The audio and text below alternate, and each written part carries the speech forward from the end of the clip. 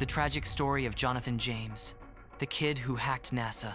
Picture this: a 15-year-old kid successfully breaking into some of the most secure computer systems on Earth. NASA, the Pentagon, systems that control the International Space Station, where one wrong move could literally cook astronauts alive. This is the true story of Jonathan James, a hacking prodigy who would become the youngest person ever convicted of cybercrime in America. And tragically, it's also the story of how his extraordinary talent would ultimately cost him everything, including his life. What drives a teenager to challenge the most powerful institutions in the world? What happens when curiosity collides with national security? This is a story that will make you question everything you think you know about justice, talent, and the price of being different. South Florida, 1989. While other 6-year-olds were outside playing tag or riding bikes, Jonathan James was already captivated by something entirely different. He spent hours glued to the family computer, completely absorbed in this digital world that most adults barely understood. His father, a programmer himself, tried installing parental controls on the computer. Jonathan simply broke through them like they weren't even there. By his early teens, Jonathan was devouring programming books, particularly the C programming language and Unix operating systems. He was studying source code with the intensity of a graduate student, spending countless hours deep into the night exploring the digital realm. When his parents tried to limit his computer time, arguments erupted regularly. Eventually, they confiscated his computer entirely. Jonathan's response was dramatic but telling. He ran away from home. He declared he wouldn't return until he got his computer back. What his parents didn't realize was that their son wasn't just playing around anymore. By age 15, Jonathan had transformed from a curious kid into something much more significant, one of the most skilled young hackers in the world. Online, he went by the alias Comrade, and he had developed an almost addictive relationship with breaking into computer systems. He wasn't interested in destruction or theft. For him, hacking was about the intellectual challenge, the thrill of proving that supposedly secure systems weren't as secure as everyone believed. He would break into a system, explore it, then often do something remarkable. He'd send a polite email to the system administrator, pointing out the security vulnerabilities. This wasn't vandalism. This was curiosity mixed with a desire to help. But the authorities would see it very differently. Summer 1999. Jonathan was looking for his next challenge, and he set his sights high. NASA's Marshall Space Flight Center in Huntsville, Alabama. Successfully penetrating 13 NASA computers, he did something he hadn't done before. He actually took something. Specifically, he downloaded proprietary software worth an estimated $1.7 million. It was the code that controlled temperature and humidity systems on the International Space Station. Years later, Jonathan would explain his motivations in an interview. The code itself was poorly written. Certainly not worth the astronomical price tag, NASA claimed. He was downloading it purely as a learning exercise, studying how government programmers wrote software in C. But the implications were staggering. NASA had to shut down their systems for 3 weeks, resulting in $40,000 in damages.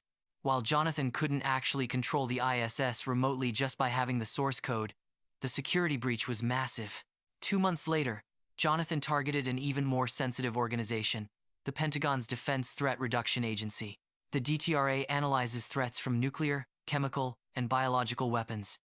Jonathan James successfully accessed a server in Virginia and installed a backdoor, intercepting over 3,000 messages between DTRA staff members.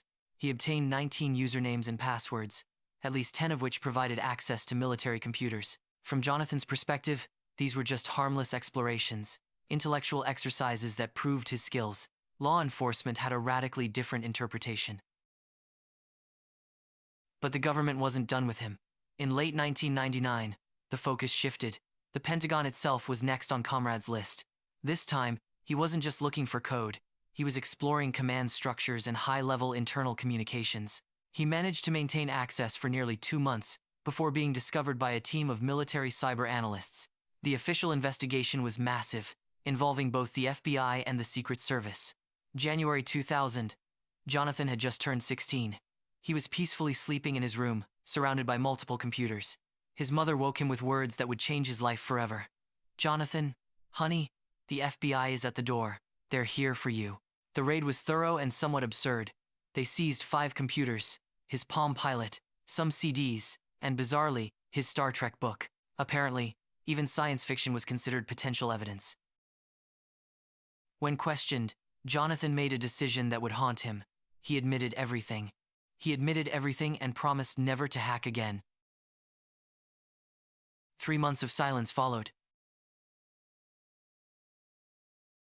Then came the charges that made history. Jonathan James became the youngest person ever convicted of violating cybercrime laws in the United States. Instead, as a minor, he received 6 months of house arrest, lost computer privileges, and had to write humiliating apology letters to NASA and the Department of Defense. But Jonathan's troubles were far from over. When he tested positive for drugs, violating his probation, he was sent to a juvenile detention facility for 6 months. The experience terrified him. Being locked up with actual criminals fundamentally changed something inside him. His father would later observe that prison made Jonathan strangely withdrawn and idle. Looking back, Jonathan deeply regretted everything. What had started as exciting intellectual challenges had ended with him behind bars. From that point forward, he vowed to leave hacking behind forever. Unfortunately, not everyone believed his transformation was genuine, and his past would soon catch up with him in the most devastating way possible. Meanwhile, another story was unfolding that would ultimately seal Jonathan's fate. Albert Gonzalez shared some striking similarities with Jonathan. Self-taught hacker, broke into NASA systems at 14, and received an FBI visit as a consequence. But unlike Jonathan, Gonzalez didn't learn his lesson. Operating under various online aliases, particularly Soup Nazi from Seinfeld, Gonzalez discovered Shadow Crew. When caught using fake credit cards at ATMs in 2003, he made a deal with the Secret Service, becoming an informant to avoid jail time. But Gonzalez had a problem. The Secret Service salary wasn't meeting his financial expectations. So he developed what he called a get-rich-or-die trying scheme that would become one of the largest identity theft operations in history. Working with accomplices including Christopher Scott, who was also friends with Jonathan James, Gonzalez perfected a technique called war driving. They'd access a store's Wi-Fi, penetrate the internal systems, install sniffer programs to capture customer credit card data. Most companies back then treated cybersecurity as an afterthought. They'd then send that information to Gonzalez. He'd forward it to other hackers, who would decrypt PIN codes, encode the stolen data onto blank magnetic cards, and withdraw thousands of dollars from ATMs. Over 3 years, they hit major companies including OfficeMax, BJ's Wholesale Club, Boston Market, Barnes & Noble, and Forever 21. Their biggest score was TJX, the parent company of TJ Maxx and Marshalls, affecting 96 million customers. In total, they stole data from approximately 180 million credit and debit cards, causing roughly $400 million in damages. The irony was devastating. The Secret Service's own informant was masterminding the largest identity theft case in American history. May 2008, Pinecrest, Florida. Jonathan James was now 24 years old. Living a dramatically different life than the confident teenage hacker he'd once been. He never attended college, didn't have a job, and was still grieving his mother's death from breast cancer 6 years earlier. Living with his brother in their childhood home, Jonathan struggled with depression and had completely withdrawn from the hacking world. Then came another surprise raid, this time by the Secret Service. They had connected Gonzalez to Christopher Scott to Jonathan, suspecting that JJ mentioned in criminal reports referred to Jonathan James. Searching through his belongings, agents discovered a suicide note Jonathan had written years earlier and a gun. Disturbingly, while they noted the suicide note, they apparently didn't confiscate the weapon. Jonathan was shocked and adamant. He had absolutely nothing to do with the TJX case. Reading the subpoena documents, he learned about Albert Gonzalez and recognized him by another online nickname. The picture that emerged was deeply disturbing. For 5 years, Gonzalez had been playing both sides, using Scott to commit crimes while simultaneously informing on other hackers. Jonathan James became convinced that Gonzalez was now trying to frame Scott, and that he himself would become an even more appealing target. The public would be pleased to see the notorious comrade finally getting his comeuppance. Jonathan's fears weren't entirely paranoid. He had read Agent Steele's Guide to Getting Busted, a survival manual, written by another hacker who had worked as a federal informant. The guide explicitly warned that law enforcement played dirty, willing to lie and manipulate to win cases.